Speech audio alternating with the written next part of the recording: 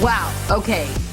Welcome to a breaking news episode of Going Rogue. I'm Juliette Harris, the host of the headlines. And most of you know me as a publicist and in specific publicist to Rachel Leviss, which is why we are jumping on here right now, because this is some pretty wild breaking news.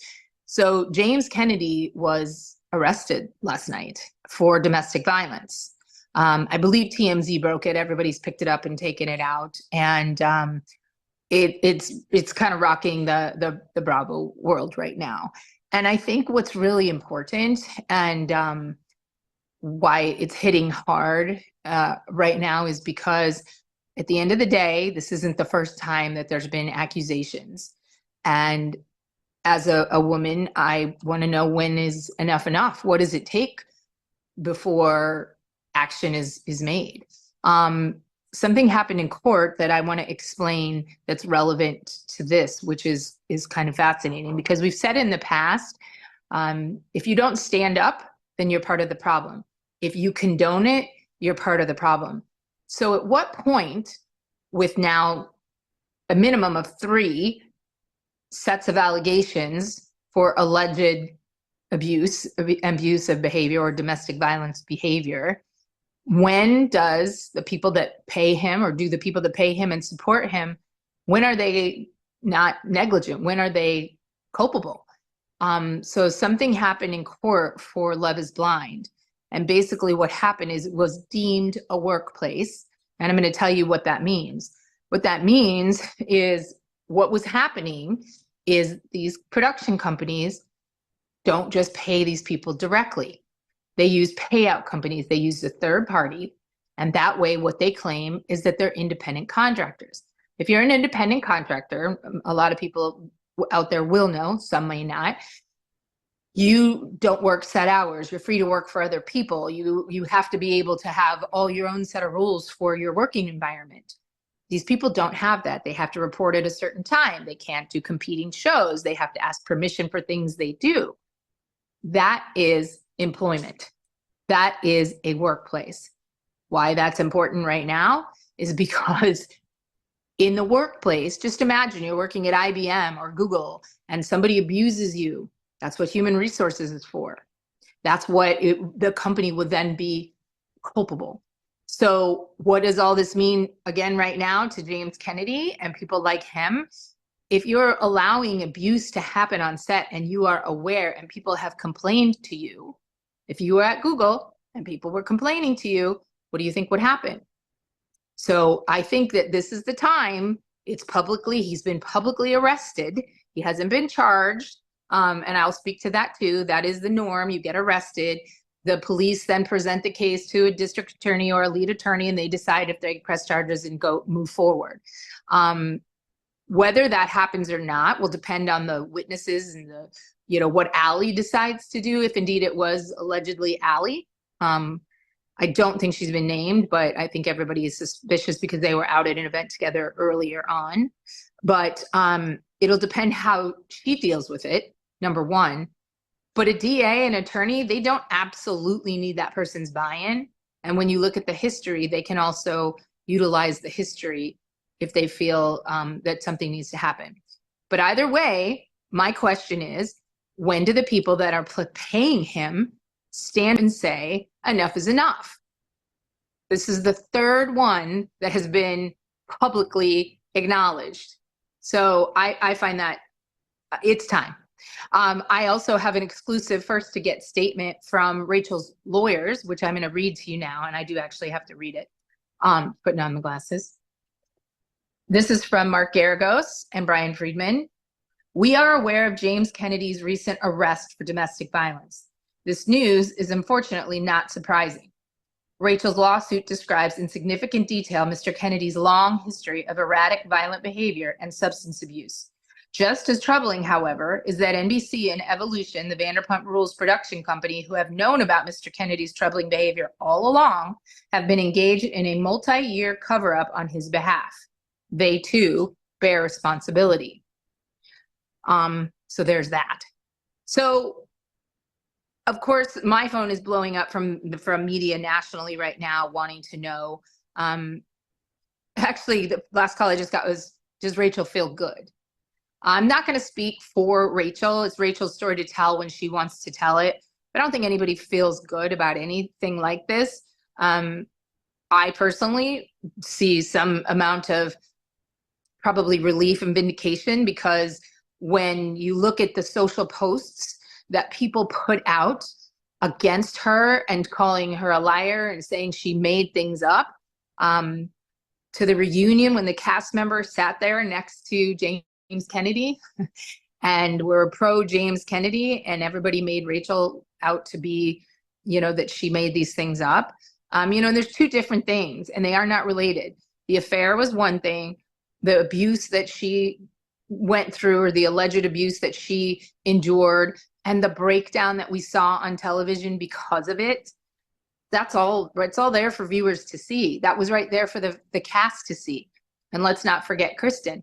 Kristen made her allegations and somewhat walked them back. She's always stood true to them, but she sort of walked back the intensity of them. And why is that? Did she want to keep a relationship open with certain companies? I'm not going to speak to that, but it makes sense. So look, that's three. This is the third that we know about. At some point, people have to stand up and say enough is enough. And if he continues to be employed, first of all, I feel that people are culpable for thus far. And if he continues to be employed and supported, I think that says a lot about the companies themselves. So again, you've got an actual arrest. It's a misdemeanor felony, I believe. The police, the DA will decide if they're going to push forward. This to me looks like a bit of a feather in Rachel's lawsuit too, because it shows everything she said on that Bethany interview that people went after her for is true and has been continuing to come out. So, say what you will, but I hope the people that spin the vitriol can at least see, because Ally's a very likable person, and Ally hasn't done anything wrong in the public eye, and the fans love her, and she seems like a sweet girl. And now something like this has happened to her. And if I'm not mistaken, there's a video circulating out there where he grabbed Ally. There were other podcasters who I won't name that witnessed his erratic behavior. I hope all of these people that were there and present come and speak out. And I hope he gets, at minimum, the help that he needs. I also know witnesses that have seen, I know multiple witnesses that have seen these behaviors, not when he was inebriated. Alcohol wasn't even involved. So that speaks to the true temperament and the true danger. And, I hope that Ally does what's right for her, but I hope she stays safe. And I hope that all the people that are in support of domestic violence stand up here, because it's time. So that's pretty heavy. And it is. It's very heavy, and I hope that it gets stopped so something more serious doesn't happen. Another headline, what just happened was, we said in the last headlines that Tom told the judge he was going to be representing himself, and now apparently there are people saying that he's going to gauge an attorney that specializes in this, which I don't believe. I think, that he's now gone through 2 attorneys, and he's going to go on for number 3. I don't know. But he's the one that told the judge that he was going to represent himself. So I think it's just a 3-ring circus. I assumed he did that because of the money, and not having, the next gig lined up per se, and maybe not having the support of the network and people behind him. I don't know, but I think we're going to have to wait and see. In my opinion, it would be really not smart to take on some of the top attorneys in the business by yourself. I mean, I wouldn't. I don't know many people that would. And it speaks to likability. Tom doesn't have a lot of likability. I'm not sure he's going to get a lot of sympathy and support. So we're going to have to stay tuned and see what happens next. But so far, he's definitely parted ways with 2 attorneys, and we're going to have to wait and see what happens there. So look, Vanderpump Rules, the OGs, They are the gift that just keeps on giving. Like, this should be their sunset song. This should be their, let's chill out for a while. And clearly that's not happening. So I hope that the fans rally around this situation and say enough is enough. And I hope that the powers that be that employ him also stand up. And I hope he gets the help that he needs. And I hope that he doesn't actually hurt anybody.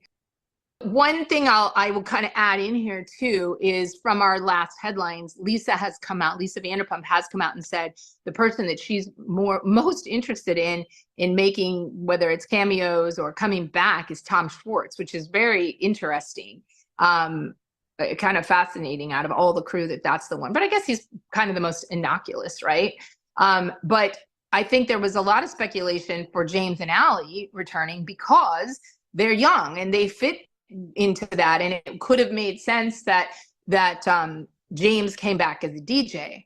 Okay, but what now? Where does this go? How do you put him in there now? I cannot see the Bravo fans, which are mainly women, just letting this slide under the rug. I think they let Kristen slide. I think they let Rachel slide. There's been an arrest and it's out there. I don't know that as a woman, you can stand there and say, okay, and I'm going to watch this. So I think that there'll be a lot of outcries. So what does that mean? I don't know. I don't believe that the OGs have begun any sort of filming because there was that discussion that they were going to do some sort of a wrap up for them. I don't think that has even started. I don't know how they include him in that now moving forward. And if he was planning on, or was in the makeup of either being a part of the reboot or the Valley, I don't know how you do that either. I know that he just announced a brand deal. If you're that brand, I hope you're distancing yourself. Now, what I find fascinating is the stuff with Jay-Z, which is a little bit different, but the NFL stood next to Jay-Z and said that they're not changing anything. I think the difference there is there's so much going on with the Diddy stuff that nobody knows what's true or false, and people are coming. So I think they're probably right to wait and see what is real. This situation, again, precedents, previous reportings of it, witnessing on television, the toxicity and the outbursts and the violent behaviors, and now an arrest. I think that's the big difference. So I would be very surprised if the Bravo fans don't stand up and say enough is enough. And I think you will. I think you will. All of you fans will say, go get some help, take a break. This isn't for you. Anyways, that's what I hope. So I hope this ends now.